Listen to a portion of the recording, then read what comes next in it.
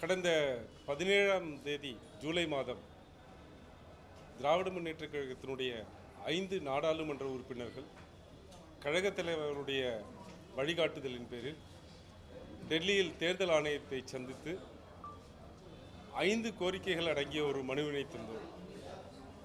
அந்த கோரிக்கைகளில் 1/5/2025 தேதியிட்ட தேர்தல் ஆணையத்தினுடைய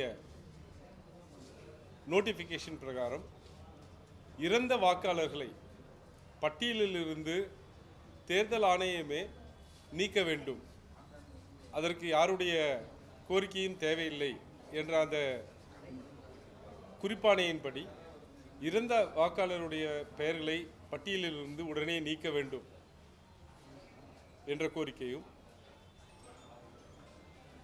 இரண்டாவதாக ஹேண்ட்புக்ஸ் ஆஃப் நிறைய வழிகாட்டுதல் புத்தகங்கள் உள்ளன, கையேடுகள் உள்ளன. அந்த கையேடுகள் எல்லாம் தேர்தல் ஆணையத்தினுடைய இணையதளத்தில் ஆங்கிலத்திலும் இந்தியிலும் மட்டுமே இருக்கிறது. அவற்றை தமிழில் தர வேண்டும், அனைத்து பிராந்திய மொழிகளிலும் தர வேண்டும் என்ற கோரிக்கையை வைத்திருக்கிறோம். மூன்றாவதாக, தேர்தல் ஆணையத்தால் நியமிக்கப்பட்டுள்ள பாகநிலை அலுவலர்கள், BLO என்று சொல்லக்கூடிய பாகநிலை அலுவலர்களும், அரசியல் கட்சிகளால் நியமிக்கப்படக்கூடிய பாகநிலை முகவர்களையும், BLA2 என்று சொல்லக்கூடிய பாகநிலை முகவர்களும் இணைந்து செயலாற்ற தேர்தல் ஆணையம் உரிய வழிமுறைகளையும் நடைமுறைகளையும் வகுத்து தர வேண்டும் என்று கேட்டிருந்தோம். நான்காவதாக, வாக்குப்பதிவில் ஏற்பட்டிருக்கக்கூடிய சில திருத்தங்களை முறையற்றது, அந்த முறையற்ற விதிகளை நீக்க வேண்டும் என்று கேட்டிருந்தோம். ஐந்தாவதாக, எப்படி பீகாரில் சிறப்பு தீவிர வாக்காளர் பட்டியல் திருத்தம் நடைபெறுகிறதோ அதைப்போல தமிழகத்திலும் நடக்க இருக்கிறதால் இங்கே ஆதார் எண்ணையும் குடும்ப அட்டையையும் ஒரு வாக்காளருடைய அடையாள அட்டைகளாக ஏற்றுக்கொள்ள வேண்டும் என்று கேட்டிருந்தோம். இந்த ஐந்தாவதாக உள்ளதை தவிர மற்ற 4ஐயும் உடனே பரிசீலித்து ஆவண செய்வதாக தேர்தல் ஆணையம் எங்களுக்கு சொல்கிறது. ஆனால் இன்று வரை அந்த வழியில் எந்த முயற்சியும் எடுக்கவில்லை. தேர்தல் ஆணையம் கையேடுகளை தமிழ்படுத்தவில்லை, BLOக்களுக்கு சரியான உத்தரவை தரவில்லை, இறந்த வாக்காளர்களை நீக்குவதற்கு எந்த நடவடிக்கையும் எடுக்கவில்லை, விதி திருத்தங்களை குறித்து எந்த ஆய்வையும் மேற்கொள்ளவில்லை. எனவே இவற்றையெல்லாம் வலியுறுத்தி இன்று நடந்த சென்னை அண்ணா அறிவாலயத்தில் நடந்த மாவட்ட செயலாளர்கள் கூட்டத்திலும் அதற்கு உரிய தீர்மானம் நிறைவேற்றப்பட்டிருக்கிறது. பீகார் மாநிலத்தில் நடக்கக்கூடிய வாக்காளர் திருத்த பட்டியல் எவ்வளவு மோசமான விளைவுகளை ஏற்படுத்தி கொண்டிருக்கிறது என்பதை நாடே பார்த்து கொண்டிருக்கிறது. ஏறக்குறைய 65 லட்சம் வாக்காளர்கள் தங்களுடைய வாக்குகளை இழந்து நிற்கிறார்கள். அதற்கான உரிய விளக்கத்தை தேர்தல் ஆணையம் அரசியல் கட்சிகளுக்கோ உச்சநீதிமன்றத்திற்கோ தர மறுக்கிறது. இந்தியா கூட்டணியில் ஒரு மிக முக்கியமான அங்கமாக விளங்கக்கூடிய திராவிட முன்னேற்றக் கழகமும் இந்த தேர்தல் ஆணையத்தினுடைய செயலை எதிர்த்து போராடும். எனினும் கூட தமிழ்நாட்டில் அப்படி ஒரு சிறப்பு திருத்த முகாம் நடத்தப்பட்டால் அதற்கு எல்லா துறையிலும் சட்ட ரீதியாகவும் அறிவியல் ரீதியாகவும் களத்தில் நாங்கள் தயாராக இருக்கிறோம். எனவே இங்கே அதுபோன்று எந்த ஓட்டுகளையும் வாக்குகளையும் நீக்காமல் பார்த்து கொள்ள வேண்டியது திராவிட முன்னேற்றக் கழகத்தினுடைய கடமை என்று நினைக்கிறோம். அதை செய்வதற்கு நாங்கள் தயாராக இருக்கிறோம்.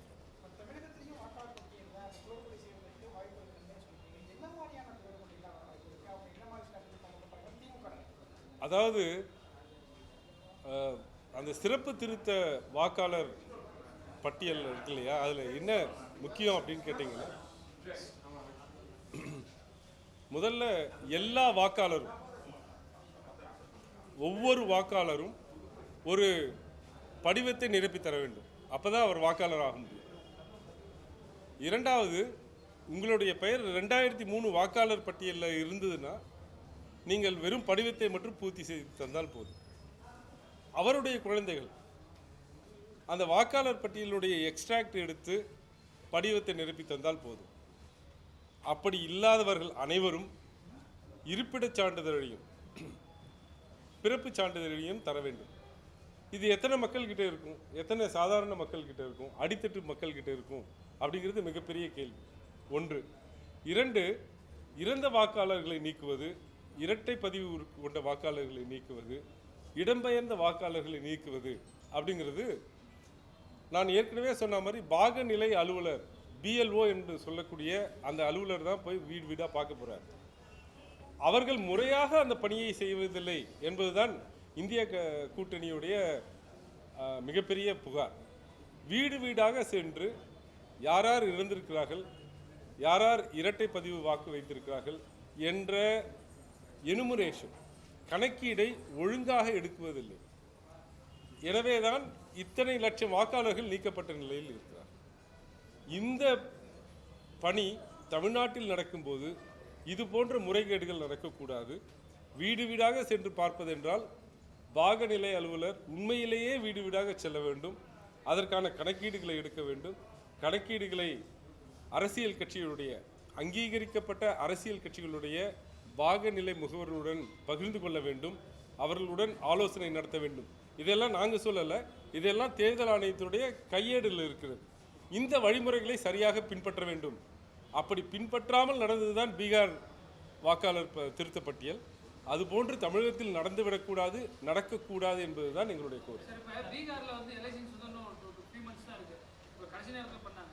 இப்போ நம்ம வந்து கண்டிப்பாக தமிழ்நாட்டிலையும் பண்ண போறோம்னு சொல்றாங்க. பட் ஆனால் அது இயர்லியாக பண்ண சொல்லி நீங்க எதுவும் கேட்டீங்களா? நிச்சயமாக நாங்கள் கேட்டிருந்தப்ப தலைவர் அவருடைய வழிகாட்டுதலில் எம்பிக்கள் வந்து தேர்தல் ஆணையத்தை சந்தித்த போது நாங்கள் குறிப்பாக இதைத்தான் கேட்டோம். பீகாரில் இருக்கக்கூடிய 7,34,00,000 வாக்காளர்களும் வெறும் 30 நாட்களில் நான் குறிப்பிட்ட அந்த எனுமரேஷன் ஃபார்மை பூர்த்தி செய்து தர வேண்டும் என்றாங்க.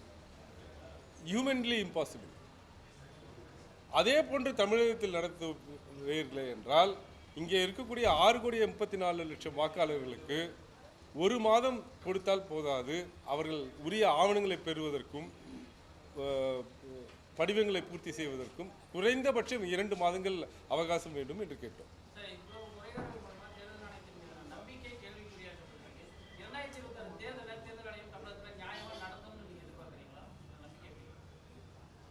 அது உண்மையிலேயே சந்தேகத்துக்குரியதுதான்.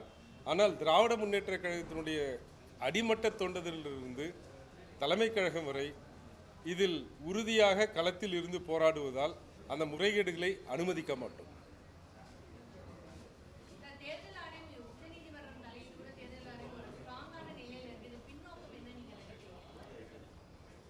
வரக்கூடிய எல்லா தேர்தலும் மனதில் வைத்து தான் அந்த ஸ்ட்ராங்கான ஒரு இது எடுக்கிறாங்க. திராவிட முன்னேற்ற கழகம் எப்போதுமே வாக்காளர் பட்டியல் சிறந்த முறையில் அமைக்கப்பட வேண்டும். உண்மையான வாக்காளர்களை சேர்த்திட வேண்டும். போலியான வாக்காளர்களை நீக்க வேண்டும். அது உண்மையான வாக்காளர் பட்டியலாக இருக்க வேண்டும் என்பதில் திராவிட முன்னேற்ற கழகம் எப்போதும் அழுத்தம் திருத்தமாக தன்னுடைய வாதமாக தங்களுடைய கோரிக்கையாக வைத்துக்கொண்டே இருக்கும். அது பிரச்சனை இல்லை.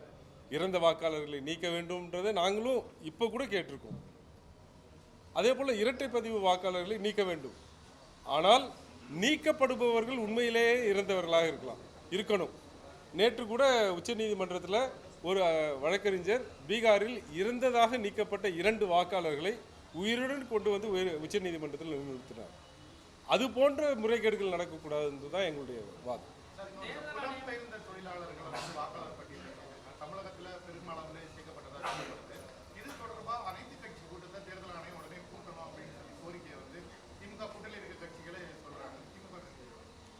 அதாவது ஒரு நபர் வந்து ஒரு இடத்துல தான் வாக்காளராக பதிவு செய்து கொள்ள வேண்டும் என்பது அடிப்படை உரிமை கிடையாது. அது சட்டப்படியான உரிமை.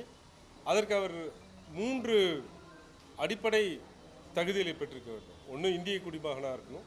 18 வயது நிரம்பியவராக இருக்கணும். 3வது, அந்த இடத்தில் சாதாரணமாக வசிப்பவராக இருக்கணும். ஆர்டினரி ரெசிடெண்ட்டாக இருக்கணும். அந்த தகுதியுடையவர்களை யார் வேணாலும் இங்கே வாக்காளர் ஆகலாம். ஆனால் யார் ஆர்டினரி ரெசிடெண்ட் என்பதில் தான் பிரச்சனை இருக்கிறது. அதை ஒவ்வொரு வாக்காளரும் வெளியிருந்து வரக்கூடிய ஒவ்வொரு வாக்காளரும் தான் எப்போதுமே இங்கே தான் வசிக்கப் போகிறேன் என்பதை நிரூபிக்க வேண்டும். அவருடைய குடும்பம் வேறு மாநிலத்திலிருந்து அவர் 3 மாதத்துக்கு ஒரு தடவை 4 மாதத்துக்கு ஒரு தடவை இங்கேருந்து வந்துட்டு போகிறவராக இருந்தால் அவர் சாதாரணமாக குடியிருப்பவராக கருதப்பட மாட்டார். இதுதான் பிரச்சனை. கான்ஸ்டியூஷன்ல வந்து ஆர்டினரி சிட்டிசனுக்கான டிஃபரன்ஷியேஷன் இருக்கு. அப்படி இருக்கும் பட்சத்தில் இப்போ தமிழ்நாட்டில் என்ன டாக்குமெண்ட்ஸ் கொடுத்தாதான் நீங்கள் வந்து எலக்ட்ரல் ரோலில் சேர்த்தணும்னு நீங்கள் என்ன வச்சிருக்கீங்க? நேட்டிவிட்டி சர்டிஃபிகேட்டா அல்லது என்ன ஆதாரம் இருக்குமா? இல்லை அதாவது தேர்தல் ஆணையம் 11 ஆவணங்களை பட்டியலிட்டிருக்கிறது. இல்லை, எல்லா இடத்துக்கும் அதான் பண்ண போகிறாங்க. அந்த 11 ஆவணங்கள் அவங்க சொல்லும்போதே இந்த 11 ஆவணங்கள் மட்டுமல்லாமல் ஏற்றுக்கொள்ளக்கூடிய மற்ற ஆவணங்களையும் நாங்கள் பார்ப்போம் அப்படின்னு சொல்லியிருக்காங்க. அதாவது ஆதார் அட்டையை தவிர மற்ற எல்லாத்தையும் நாங்கள் கன்சிடர் பண்ணுவோம்னு சொல்லியிருக்காங்க. அப்போ இங்கே கொடுக்கக்கூடிய பட்டா உத்தரவுகள், மற்ற அரசாங்கத்தால் கொடுக்கப்பட்ட எல்லா அடையாள அட்டைகளையும் எடுத்துக்கலாம். தேர்தல் ஆணையம்ங்கிறது வந்து தன்னிச்சையான அமைப்பு. இதற்கும் மத்திய அரசுக்கு எந்த சம்பந்தம் இல்லாதது தமிழிசை சவுந்தரராஜன் சொல்றாங்க.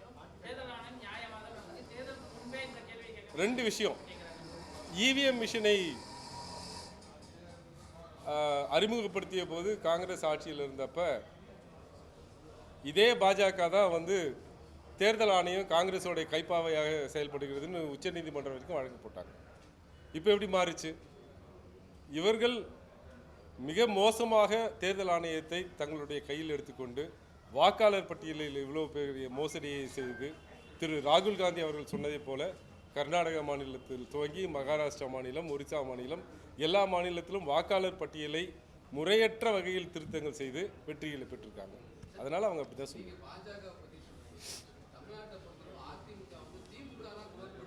அதற்கான எந்த ஆதாரத்தையும் அவங்களால தர முடியல, தந்ததில்லை. ஏன்னா அவங்க சொல்றதுக்கான அடிப்படை ஆதாரங்கள் எதுவும் இல்லை. அது ஏற்கனவே அமைப்பு செயலாளர் அவர்கள் அதுக்கு உரிய பதிலை சொல்றாங்க. இல்லைங்க, அதுக்கு உரிய பதிலை ஏற்கனவே அமைப்பு செயலாளர் சொல்லிட்டாங்க. சரி, தேங்க்யூ.